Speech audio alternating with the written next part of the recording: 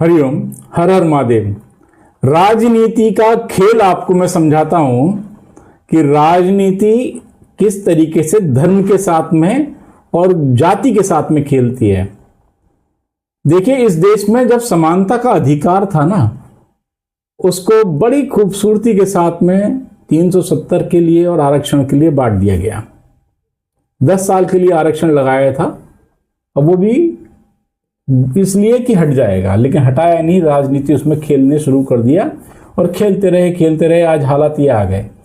आपको जानकर कितना आश्चर्य होगा कि ये नेता लोग अपनी राजनीति चमकाने के लिए किस तरीके से खेलते हैं और सवर्णों का दमन कैसे करते हैं। जैसे जो भी क्षेत्र सवर्णों का होता है वहां पर एक आरक्षित सीट रख देते हैं कि यहां पर शेड्यूल कास्ट का, शेड्यूल ट्राइब का ही व्यक्ति जाएगा और वहां से इलेक्शन लड़ेगा, चाहे वो विधानसभा हो, चाहे जिला पंचायत हो, चाहे प्रधानी का हो या वो लोकसभा का हो।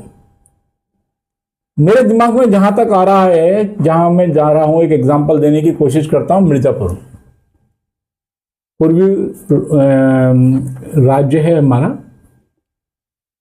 उसमें आप जिला है हमारा उत्तर प्रदेश का, एक पूर्वी हिस्सा है, वहां पर अधिकतर ब्राह्मण हैं, लेकिन वो सीट आरक्षित कर दी। अगर ये नियम है तो सभी के लिए होना चाहिए ना। जहां पर दलित हैं बहुल, वहां पर जो है ब्राह्मण या बनिया क्षत्रिय जो है आरक्षित हो जाना चाहिए।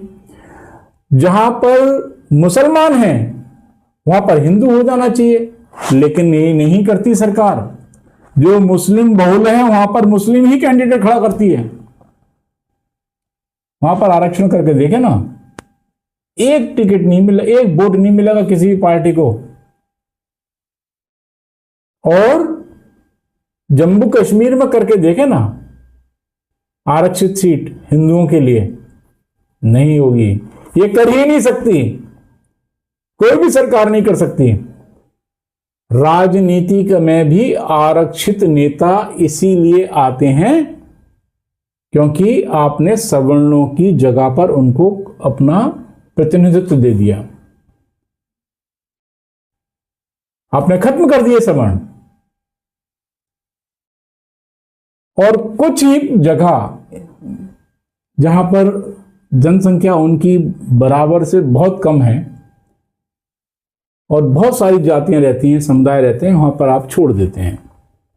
वहां जिसमें हौसला होगा वो जीत जाएगा। आधे दबंगई से जीत जाते हैं, आधे अपनी समाज सेवा से जीत जाते हैं। अब एक चीज सोच के देखिए, किसी भी इलेक्शन को लड़ने में विधायकी का लड़ेंगे 5-10 करोड़, और अगर आप जो है लोकसभा का लड़ते हैं तो अनुमान चाहे सरकारी कुछ भी हो, लेकिन मेरे हिसाब से 25 से 50 करोड़ के बीच में इलेक्शन लगता है।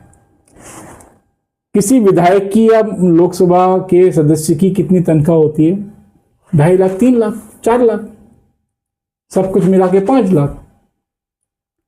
अब 5 लाख का मतलब हो गया कि 60 लाख रुपए सालाना, और 60 लाख रुपए सालाना 5 साल का कार्यकाल है तो 3 करोड़ रुपए।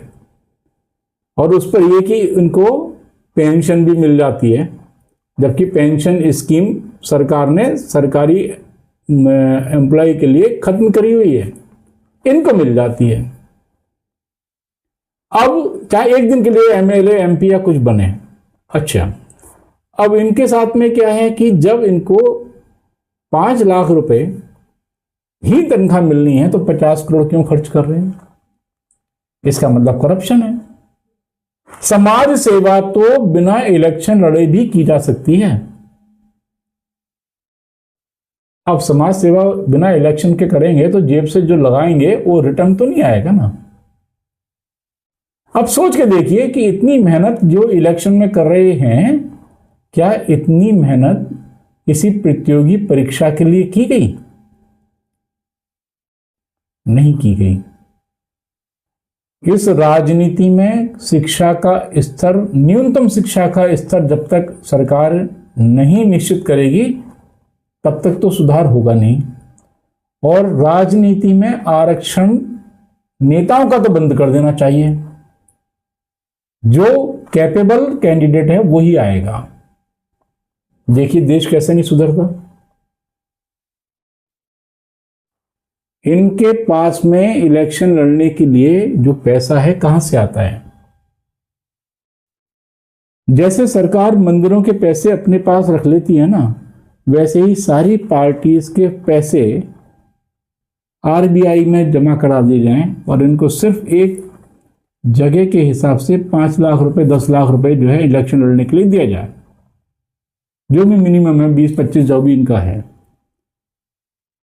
सब हाहाकार करने लगेंगे, सीने पे पत्थर रख के बैठ जाएंगे, छातियां पीटने लगेंगे। आप ये समझ के देखिए कि जहां से देश में अराजकता फैलती है वो जगह है राजनीति, और उसमें भी आरक्षण। और यही आरक्षण इस देश को डुबो के रख रहा है। बहुत बुरी हालत है। आपको मैं विचार सोचने के लिए देके जा रहा हूं, सोचिएगा जरूर। आपकी जय हो, धर्म की जय हो, भारत माता की जय हो।